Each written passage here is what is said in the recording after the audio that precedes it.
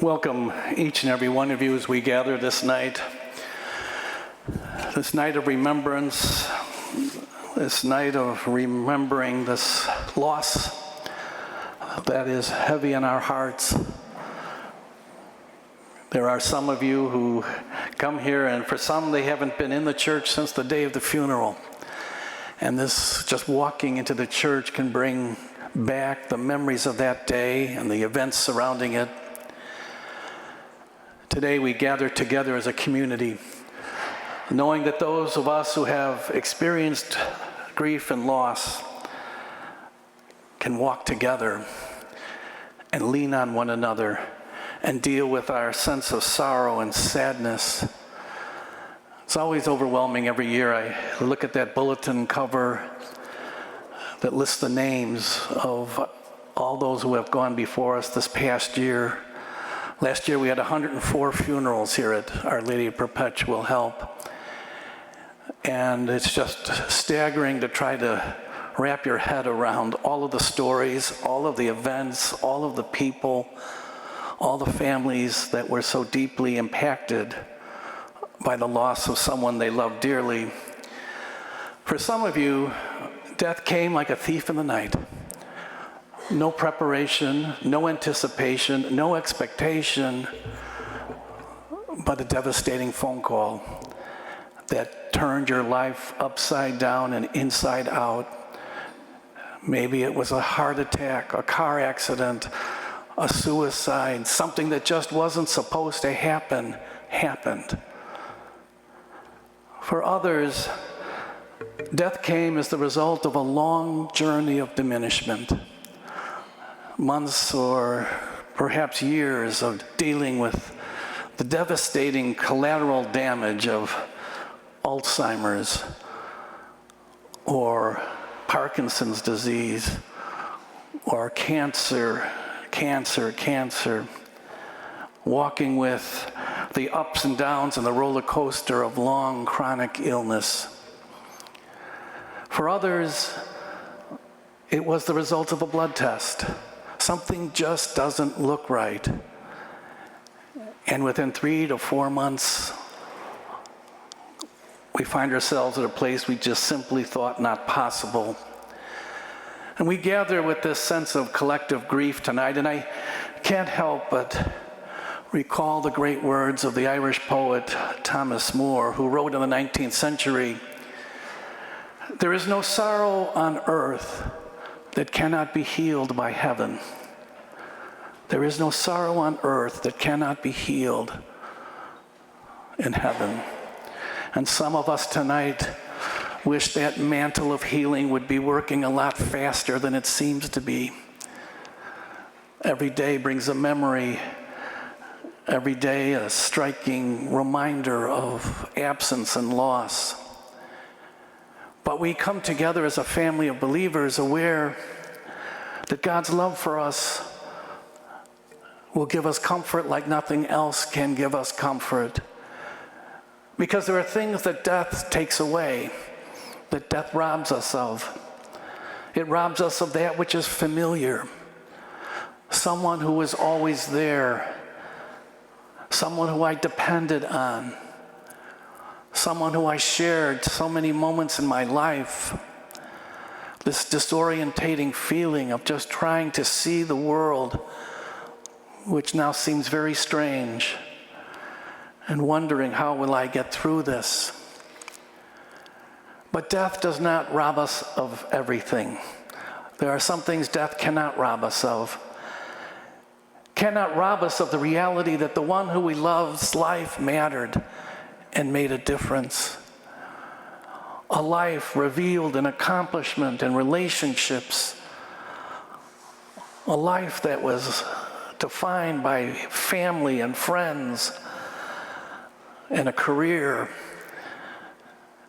and a presence. Life was better because of who they are and who they continue to be. Because death cannot take away our memories of the lives that we have shared, the moments that we encountered God's grace, the moments of laughter and joy, of discovery and exploration, those who helped us believe in ourselves and to embrace the future and hope. And ultimately, death cannot rob us of our faith in Jesus Christ, the risen one, who stands before us tonight as the Good Shepherd, with his arms open to us, knowing all too well in his own journey the agony of suffering and death. He was no stranger to that reality of the human experience. But it is he who holds before us the light of hope, the light of healing, the light of a new way of being in his kingdom of peace. And yes, there are doubts. We hear that in the gospel tonight. Thomas, who had accompanied the Lord like the other apostles, could not deal with the fact that these reports that Jesus had risen from the dead were true. He had to see for himself. He had to touch where it hurts. He had to be in the presence of the risen one. And we know there's that great line, blessed are those who have not seen but believe. And that's our invitation as we continue this trail of healing, this trailing of moving forward in life. Moving forward in life knowing that our life was better and blessed because of the person whose memory we evoke tonight. We praise God for these relationships that have shaped and influenced in terms of the person that we are tonight. No one can take any of that away from us. And that beautiful memory comes alive when we hear a certain song on the radio, or there's a certain scent in the house. There's a certain memento that reminds us constantly of all that we have had in the past and will cherish forever in the future. The past few years, I've closed my remarks with some words that bring me comfort every time I begin to reflect on the losses in my own life. When I was a seminarian about 100 years ago, there was a theologian by the name of Karl Rahner. He was one of the great theologians of the 20th century. And he was probably one of the most complex thinkers that I ever encountered. You know, you'd have to read one of his books, which was 300 pages, and one paragraph you had to read like 7 times to sort of kind of get what is this man talking about. He was brilliant, a brilliant thinker on how God's teachings shape and influence us. He encountered the death of his mother, and shortly after the death of his mother, his only brother died, and he was consumed with grief and struggling to figure out the way to sort through all these emotions that he couldn't get through. And he wrote this brief reflection. And I think about it, you know, these beautiful faces on the altar rail that are looking out at you tonight. And today we call to mind the words of Father Rahner. They do not leave us, they remain. Where are they? In darkness? Oh no, it is we who are in darkness. We do not see them, but they see us. Their eyes radiant with glory are fixed upon our eyes full of tears, our infinite consolation. Though invisible to us, our dead are not absent. I have often reflected upon the surest comfort for those who mourn. It is this: a firm faith in the real and continued presence of our loved ones. It is the clear and penetrating conviction that death has not destroyed them nor carried them away. They are not even absent, but living near us, transfigured, having lost in their glorious change no delicacy for their souls, no tenderness of their hearts. nor especially preference in their affection.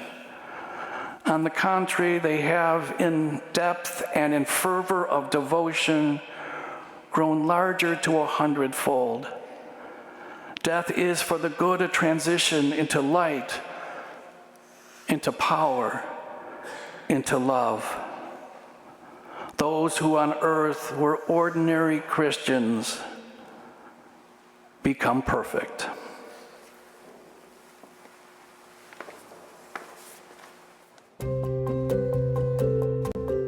Thank you for participating in the digital liturgy today. The digital ministry touches the lives of many people, as does almost 80 other ministries here at OLPH. Grateful for the community that connects to OLPH through this digital forum. It's unbelievable how many people are able to access the liturgy and other events because of this ministry. Please consider supporting OLPH. All of your sacrifices help to sustain this parish and to keep moving us into the future. Thank you very much, and keep watching.